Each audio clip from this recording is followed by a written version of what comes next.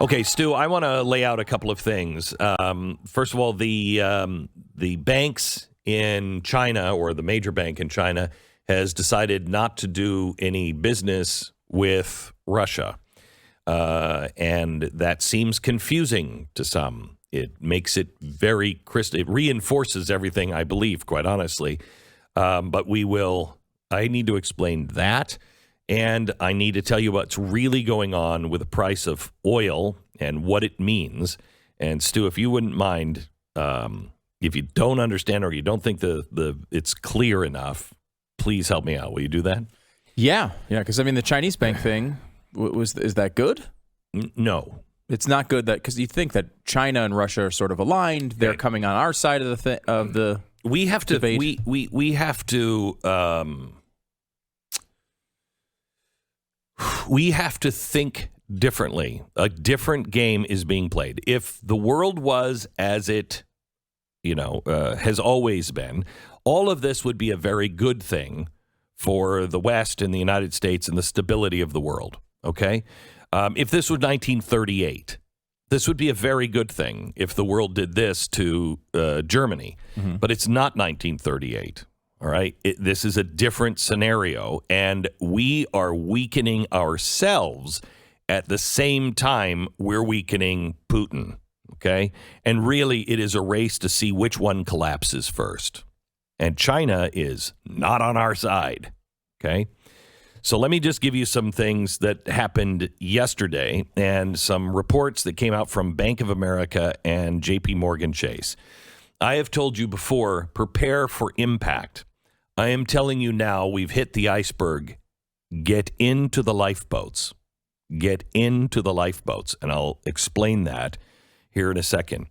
Don't be fooled by the sideshow that is this Putin battle. Good guy, bad guy. Should we go in and get him? We should kill him and shoot him in the head. Don't be sidetracked by that. That is something that will just delay you. They are on the deck of the Titanic arguing about that. Get to the lifeboat. Here's why. Yesterday, Russian crude was offered at a price more than $22 below the spot price, and no one bought it. So we say we're buying Russian oil, we're buying all this stuff. Yeah, some stuff is still coming through a pipeline, but nothing is going offshore. Russia is so desperate now to sell this oil, they said, we'll sell it below market price by $22. And no one took them up on that. Okay? No one in the world. This is the Great Reset, and it is very, very effective. But I want you to understand what's happening behind the scene. So there is a bidless market now for Russian oil, and increasingly an offerless market for non-Russian oil. JP Morgan, their commodity strategist, made a research note earlier yesterday. She noted that while the U.S. and its allies have so far stopped short of imposing penalties directly on Russian and oil and gas, on Tuesday, it became increasingly clear that Russian oil is being ostracized. The preliminary Russian crude oil loadings for March revealed a 1 million barrel drop in the loadings from the Black Sea ports. That is also a $1 million drop from the Baltics and half a million barrel drop in the Far East. In addition, there is now an estimated 2.5 million barrel loss in oil products loading from the Black Sea, total loss of 4.5 million Russian crude, blah, blah, blah, blah, blah. Putting the number in context, prior to last week, Russia was exporting 6.5 million barrels of oil and oil products, with 2/3 clearing through the now frozen seaborne market. Out of that, Europe and the U.S. accounted for 4.3, with Asia rounding out the number. Echoing what was said yesterday, JP Morgan notes that as the Russian invasion entered its 7th day, Russian cargoes have become toxic for the majority of the Western trading houses, refineries, utilities, shippers, banks, ports, and insurers. as of this morning, almost 70% of Russian oil is struggling to find buyers. So far, if you're on the deck arguing this war, this seems good, right? This would be what you'd want, right? We're trying to isolate Russia financially. Yes. If we weren't actually kniving and shivving ourselves at the same time. The reasons include logistics. Large number of oil tanker owners can't get the insurance, et cetera, et cetera. Signs are growing now that things are going to get worse as Russia's invasion into Ukraine is entering now a deadly new phase. President Biden is facing pressure from lawmakers in both parties to completely cut off U.S. imports of Russian oil and gas. In Europe, the conflict has revealed an extreme tension between European energy security, listen to this, and the region's primary energy supplier, likely leading to a rethink of European energy strategy where a Russia-free requirement might be added to the carbon-free category. Understand that? Europe's not shivving themselves. They're saying, okay, we may have to get out of Russian oil, but if we're going to do that, turn those frickin' nukes back on. Forget about this carbon-free nonsense. We got to do what we need to do to survive. Got it? Which is, of course, what they should be doing and what we should be doing. We should be opening up every drilling hole in the ground. We should be pumping oil and gas everywhere. J.P. Morgan then repeats what Goldman said over the weekend. Goldman Sachs said disaster is coming, arguing that giving supply shock and bearing a breakthrough in peace negotiations an immediate demand destruction is the only way to rebalance the market in the short term. That is terrifying. An immediate demand destruction. What is that? No one wants oil. Why? One wants, because the economy has collapsed and there's no demand? COVID. Right. COVID. Did it. Yeah.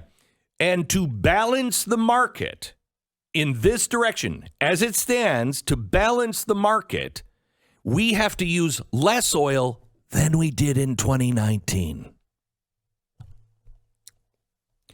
In the first scenario, J.P. Morgan admits that is so large, the immediate supply shock to the bank, the bank believes prices need to increase to $120 a barrel and stay there for months to incentivize demand destruction, assuming no immediate Iranian volumes. Okay? We're hoping Iran. We're hoping Iran will start selling its oil. The far scarier scenario from the bank, J.P. Morgan, is one where disruption to Russian volumes lasts throughout the year. In that case, they say Brent oil price could exit the year at $185 a barrel, possibly $200 a barrel. So you know, our entire global economy revolves around $100 a barrel oil, okay? Everything we have, our groceries, our food, everything we do is based on $100 a barrel. That's just what all scenarios have been geared for. You don't change that overnight without extreme consequences. For instance, $140 a barrel was what it was at for the 2008 collapse. That was the last straw. You cannot hold this thing together at a sustained $140 a barrel. We're talking about $185 to $200 a barrel. And remember, the Fed said they need to stop the economy. They need to do everything they can to slow it down. In the 1970s, we had an oil disruption, and it was horrible. OPEC just stopped selling us oil, okay? Horrible. What we did in those times is almost exactly what we're doing now, except like the low-fat version, okay? We are now eating bacon fat only. And to cure that, they had to take 20% interest rates. So you borrowed something, it was 20% for your mortgage. That's how we got out of it. But remember, we had a president who was saying, cut taxes, cut regulation, just go out, build stuff, make stuff. Come on, entrepreneurs, let's go. Okay? That's what got us through that. Now we have a government saying more regulation, higher taxes, no power to the people, and shut them off with gas, shut them off at the banking sector if we disagree with them. This is a death sentence, Again, but our government is hoping that Iran will return to the table. There's another supply valve, and that is the Strategic Petroleum Reserve. We will have to empty our Strategic Petroleum Reserve to be able to make a dent into this, okay? And you don't want to empty the Strategic Oil Reserve when the world could be on the brink of war. Now, J.P. Morgan ends their thing yesterday saying, but you know what? It'll probably stay at $120 a barrel, because maybe this is going to end soon, and also maybe Iran. We're hoping on those two things. I would suggest that you might hope and pray for that, but you might prepare for something a little uglier, because we have people intent on destroying the Western world and the United States. And you have those people inside the house. The call is coming from inside the house. Let me explain it another way from another movie. It's a trap. Okay? Everything that everyone is arguing about, stop. Concentrate now on food. Concentrate on fuel. Concentrate on being able to be the best, most non-fireable person in your company. Get into the lifeboat. Now, that was J.P. Morgan Chase. When we come back, I'm going to tell you what Bank of America said. Bank of America wasn't that rosy. Okay, so Bank of America is saying that if most of Russia's oil exports are cut off, remember, 70% has now been cut off, there could be a 5 million barrel or larger shortfall, even if there is some offset from the release of strategic reserves and some increase in OPEC exports. That means oil prices could double from $100 a barrel to $200 a barrel. They say this is going to cause massive problems in the economy. We're already seeing them. Let me go to Bloomberg. Their index of raw materials. So this is what does it cost for all of the raw materials to make things. Banks, importers, and shippers are now fearing new shortages in energy, grains, and metals. Raw materials saw its largest weekly gain in damn near half a century.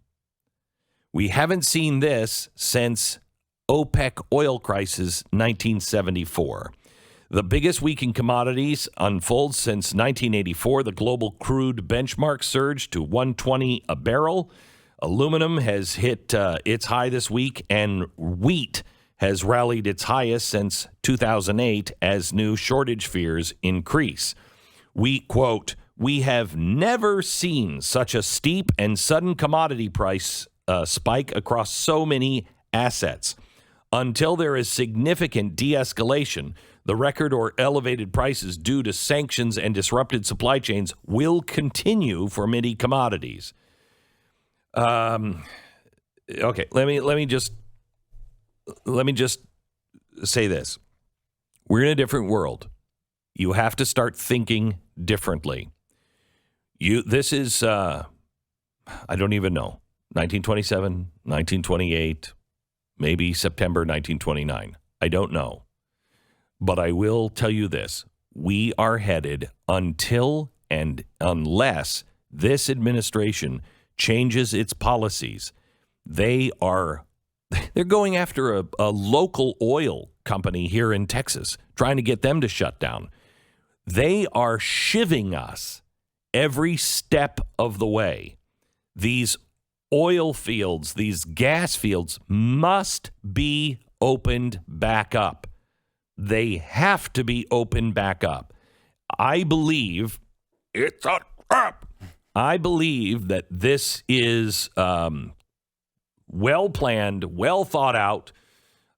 It'll keep people back at home. It'll impoverish people like nobody's business. It'll make people cry out for the government. You got to help us. We need more. Print more money. It is a recipe for disaster. Do not be in its path. Please start storing your food, any commodities.